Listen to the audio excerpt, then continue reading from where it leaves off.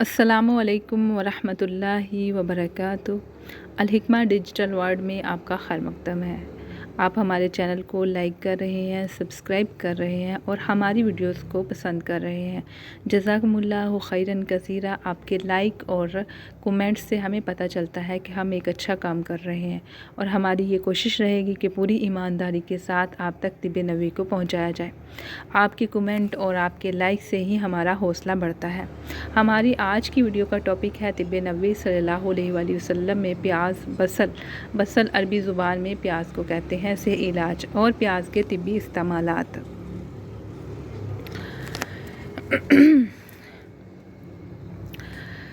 तिब नबी सल्लल्लाहु अलैहि वसल्लम में ज़्यादातर इस बात पर फोकस किया गया है कि मुफरूदात यानी एक ही मुफरद जड़ी बूटी से इलाज किया जाए क्योंकि इसकी अफादियत ज़्यादा होती है, जबकि तिब यूनानी या दीगर पैथीज़ के अंदर नुस्खा जात तरतीब दिए जाते हैं, उसमें मुख्तलिफ़ जड़ी बूटियों को मिलाकर एक नुस्खा बनाया जाता है।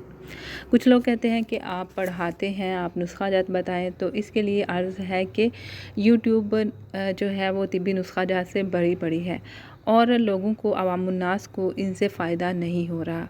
तो हमारे एक टीचर की बात हमें याद आती है कि उनको लोग अक्सर कहा करते थे कि आप नुस्खा जात नहीं बताते, आप बहुत डिटेल के साथ पढ़ाते हैं।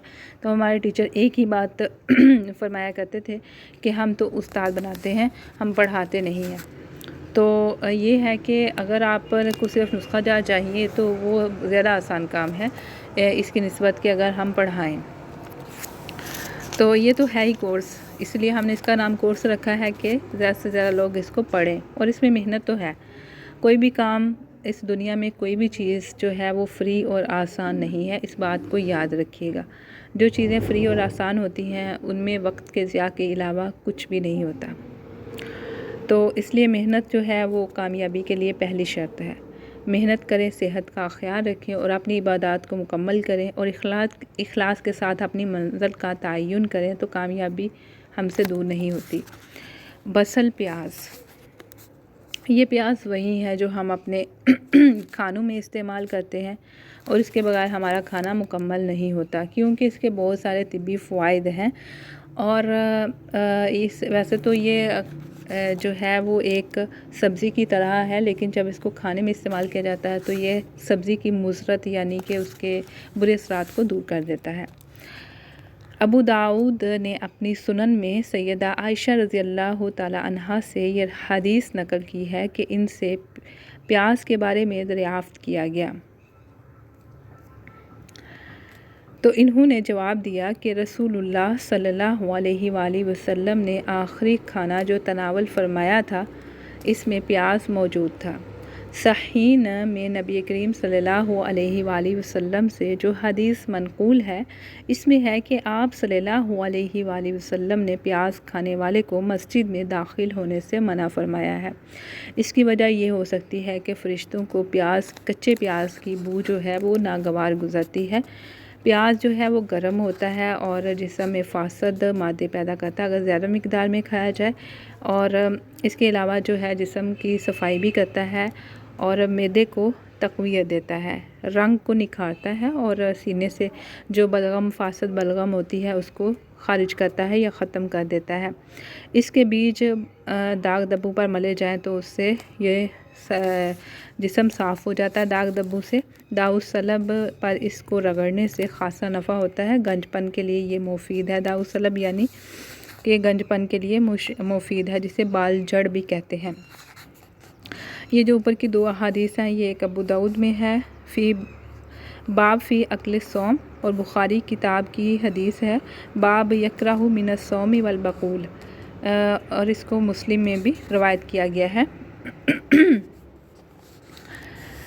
और अगर इसको नमक के साथ इस्तेमाल किया जाए तो मस्सों को जड़ से ख़त्म कर देता है, यानी वो जो मौके होते हैं ना, चाहे वो बवासीरी हों या चेहरे पे हों या कहीं भी हो, तो ये ख़त्म कर देता है।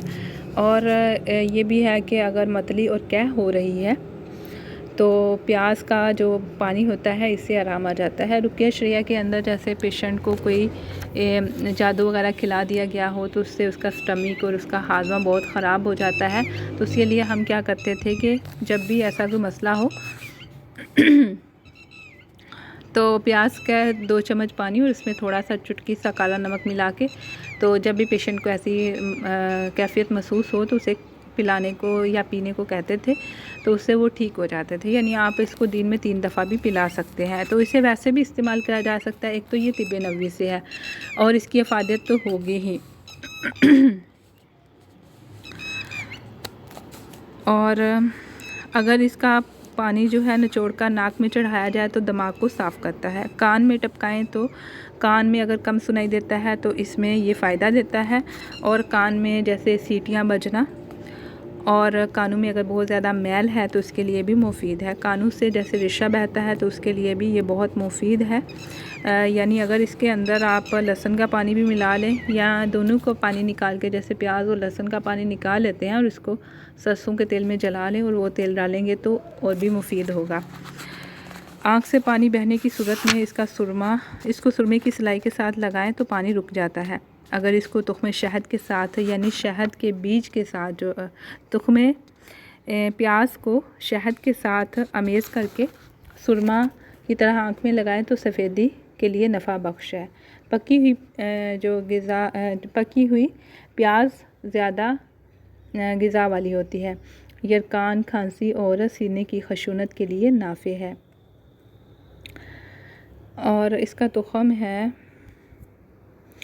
अच्छा, पेशाब लाता है प्याज, यानी अगर पेशाब में रुकावट है तो इससे प्याज से ठीक हो जाती है। कब्ज़ को दूर करता है। ऐसे कुत्ते ने काटा हो जो बावला ना हो तो इसके लिए भी मुफीद है। इसकी तरकीब ये है कि प्याज के पानी को निचोड़ कर नमक और बरगे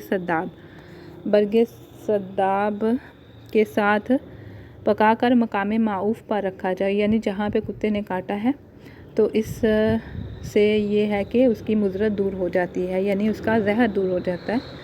और इसका जो है वो अगर बवासीरी मस्सों पर लगाया जाए तो क्या होता है कि बवासीरी मस्सों को झाड़ देता है।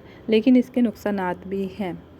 मतलब ये है कि अगर आपको कोई आलिम या कोई और इंसान बताए जो हकीम ना हो तो वो सिर्फ आपको प्याज के फ़ायदे ही बताएगा, लेकिन हिकमत कहते ही इसे है कि एक चीज़ का फ़ायदा और नुकसान मालूम हो और इंसान जिसके ऊपर ये अप्लाई किया जाए उसका मिजाज मालूम हो।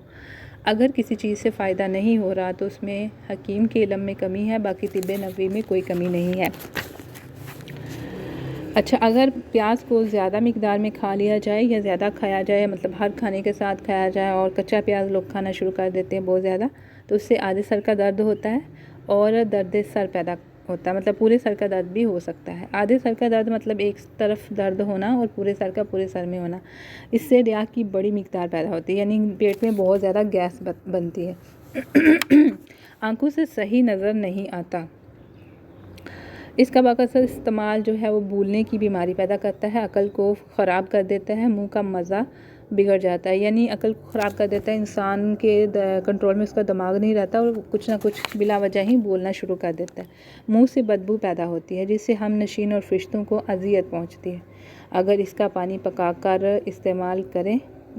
पकाकर इस्तेमाल करें तो ये सारी मुज़रतें ख़त्म हो जाती हैं। सुन्नन में मज़कूर है कि नबी करीम सल्लल्लाहु अलैहि वसल्लम ने प्याज और लहसुन खाने वालों को हुक्म दिया कि वो इसे पकाकर खाएं और इसकी बदबू के ख़ात्मे के लिए बरगे सद्दाब का चबाना मुफीद है। मुस्लिम किताबुल मसाजिद बाब नहीं मिन अक्ली सौम, यानी कि मना किया गया है। ये किताब, इसमें नसाई में भी हदीस है और इब्ने माजा में भी ये हदीस मौजूद है। ये तो थी नबी करीम सल्लल्लाहु अलैहि वसल्लम से मंसूब जो अहादीस थी। अब हमने कुछ नुस्खा जात तरतीब दिए हैं तिब्बे नबवी को पेश नज़र रखते हुए। अगर आप इनको आजमाएंगे तो इंशाल्लाह मुफीद होंगे और आपको अगर इनसे फ़ायदा हो तो हमें ज़रूर बताइएगा। खांसी के लिए इसके रस को पानी में, यानी प्याज के रस को पानी में मिक्स करके 1 चम्मच हर खाने के बाद। एस्थमा यानी कि दमा के लिए सुबह शाम शहद में मिलाकर 1 प्याली पी लें। ज़ख्मों के निशान ख़त्म करने के लिए काट कर निशान पर मलें। पेशाब में अगर सोजश आती है, लीमन, शहद और अरके प्याज हम वज़न लेके इसको 1 चम्मच बना लें और सुबह शाम खाने के बाद लें। कुव्वत और नशात के लिए, यानी अगर बहुत कमज़ोरी है तो उसके लिए ये जो होती है सुरख मूली, फिजल इसे अरबी ज़ुबान में कहते हैं, को कूट कर इसमें मिलाकर मूली को इसमें मिलाकर और इसमें थोड़ा सा जैतून का तेल और लुबान मिला लें, ठीक है, और इसको खा लें। इससे हर किस्म ख़वातीनों, मर्दों ख़वातीन दोनों को ही फ़ायदा होगा और इसके फ़ायदे जब इस्तेमाल करेंगे तो मालूम होंगे। निशान और दाग, ज़ैते काफूर यानी काफूर का तेल और प्याज का पानी सुबह शाम लगाना है। अगर आपको कोई ऑयल चाहिए या तिब्ब नबवी या तिब्ब यूनानी की कोई प्रोडक्ट चाहिए तो आप हमसे मंगवा सकते हैं ऑनलाइन। पाकिस्तान और इससे बाहर के मुल्कों में जो है वो हमारी कोरियर सर्विस के ज़रिए से हमारी प्रोडक्ट जाती हैं और अल्हम्दुलिल्लाह इनमें फ़ायदा भी है और मुफीद भी हैं। और आगे आप अगर आगे लोगों को इस्तेमाल करवाएंगे तो आपको इससे जो है वो अच्छी रिस्पांस मिलेगा। ज़ख्मों को भरने के लिए प्याज, कलौंजी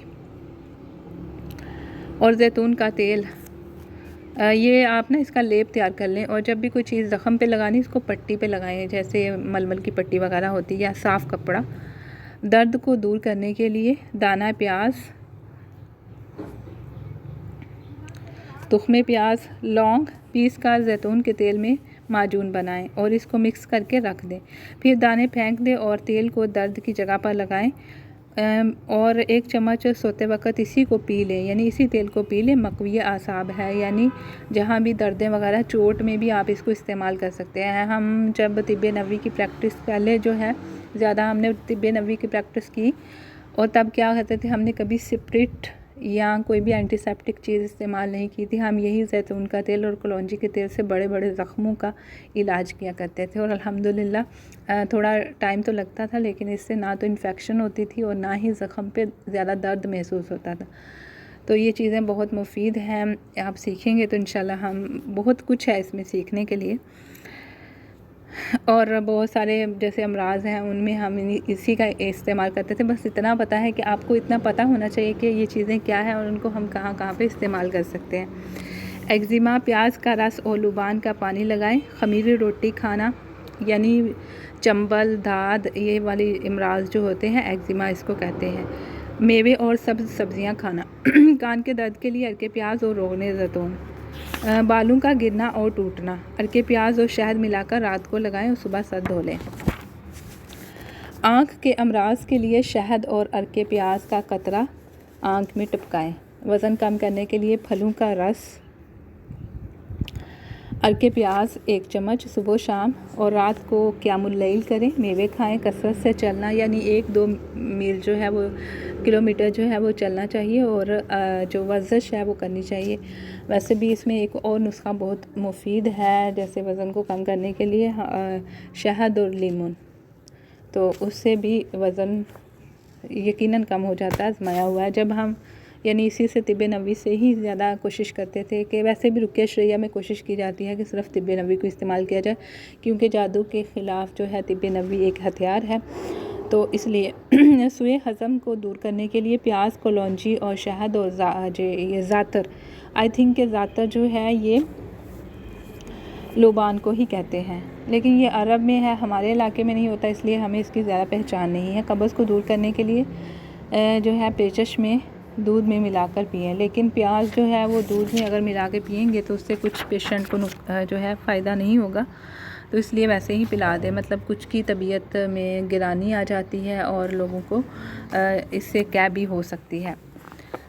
यानी प्याज के इतने ज़्यादा फ़ायदे हैं, आप इसका रस निकाल के बालों पे लगा सकते हैं, लेकिन इससे स्मेल बहुत आती है और कुछ लोगों के बाल बिल्कुल गिरना बंद हो जाते हैं। एक और रिसर्च है कि प्याज खाने से इंसुलिन की मिक़दार बढ़ती है, इसीलिए कच्ची प्याज जो है वो शुगर के मरीज़ों को खाने के लिए रेकमेंड किया जाता है। और भी प्याज के तिब्ब यूनानी में बहुत सारे इस्तेमालात हैं। हम बात कर रहे हैं कि तिब्ब नबवी के अंदर प्याज को कैसे इस्तेमाल किया जाए। हमने कोशिश की है कि इसके सादा इस्तेमालात आपको बताए जाएँ ताकि आप इसको इस्तेमाल करके इससे ज़्यादा से ज़्यादा फ़ायदे हासिल कर सकें। ये वो मफरूदात हैं जो हमने इसमें बताए हैं। प्याज है फिजल यानी लाल मूली या सुरख मूली, कलौंजी, तुख़्मे प्याज, लौंग, लुबान और ज़ातर। ठीक है। आप इसको कुछ मेंबर्स ने कहा था कि हमें समझ नहीं आती कि कौन कौन से मफ़रूदात इस्तेमाल हुए हैं, बाकी हमने सब कुछ बता दिया और इनकी पहले दिन से ही कोशिश कर रहे हैं कि सब चीज़ों की तस्वीर साथ शेयर की जाए जो हमें मिल जाती हैं, ताकि आप लोगों के लिए फ़ायदा कुछ, आप अगर कुछ कोर्स कर रहे हैं तो आपको कुछ तो हासिल हो। तो इंशाल्लाह बाकी नीयत को अल्लाह ताला जानता है। अगर नीयत आपकी ज़्यादा खालिस होगी तो इल्म खुद ही आपके पास पहुंच जाएगा इंशाल्लाह। उम्मीद है आपको हमारी वीडियो अच्छी लगी होगी। अगर आपको हमारी वीडियो अच्छी लगी है तो कमेंट ज़रूर करें, और दूसरा अगर कुछ समझ ना आए तो आप पूछ सकते हैं। जिन मेंबर्स को समझ नहीं आता व्यूवर्स को, वो पूछ लेते हैं और उनका मसला हल हो जाता है। इससे इल्म में इजाफ़ा होता है। वस्सलामु अलैकुम व रहमतुल्लाहि व बरकातुहू।